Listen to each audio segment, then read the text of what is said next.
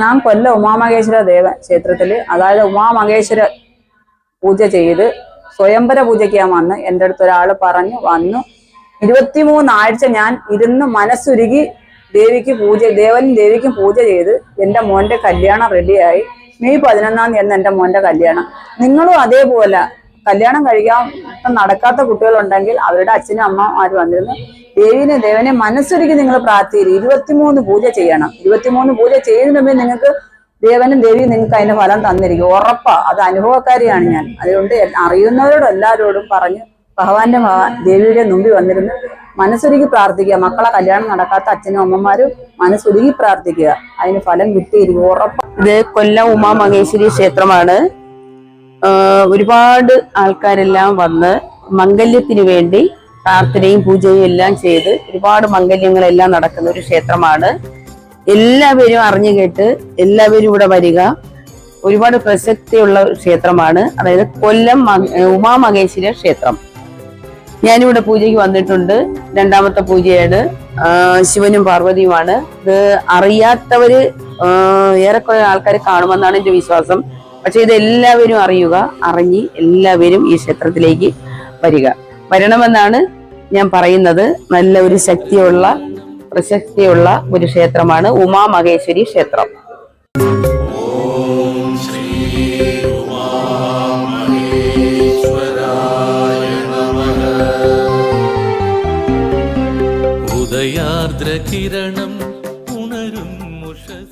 ഞാൻ തിരുവനന്തപുരത്ത് നിന്നാണ് വരുന്നത്.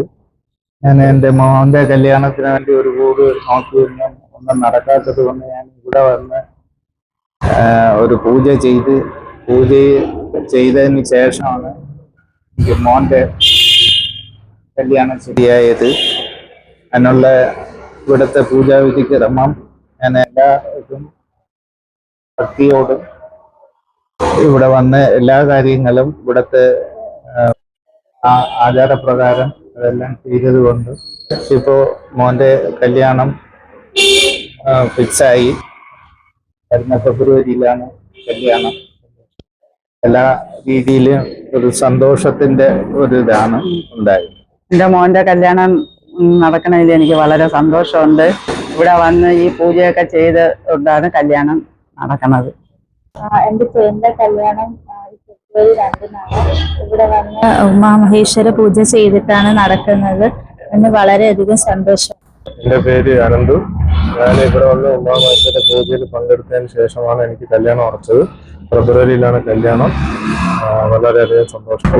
ഇതേപോലെ ഉമാമഹേശ്വര പൂജ 23 ആഴ്ച ഇവിടെ വന്ന് ഭക്തിയോടെയും മനസ്സാലെയും ചെയ്ത നിങ്ങളെ കല്യാണവും നടക്കും എന്നാണ് എൻ്റെ വിശ്വാസം.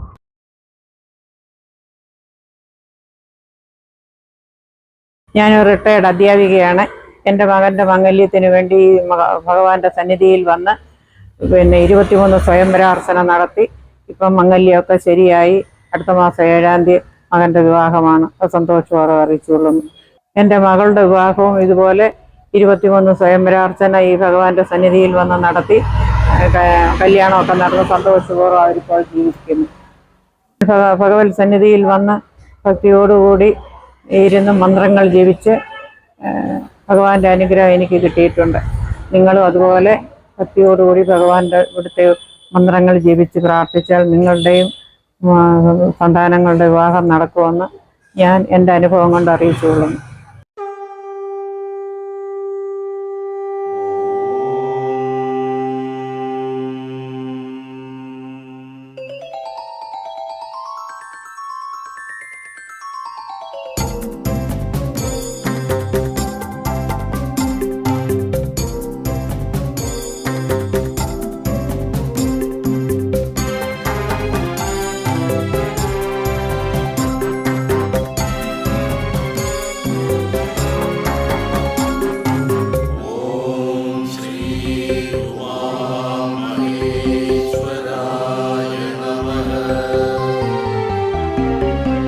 ഉദയാർദ്രകിരണം ഉണരും മുഷസ്സിന്റെ തിരിനാളമായിന്നു ഉണരുന്നിതാ.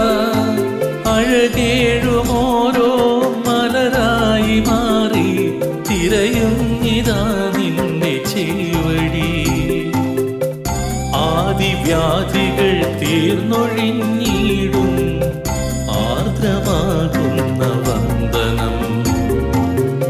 ശ്രീവിളങ്ങിടും ശ്രീലകത്തിലെ ശ്രീതരും തിരുവന്ദനം. കൊല്ലം ശ്രീ ഉമാമഹേശ്വര വന്ദനം.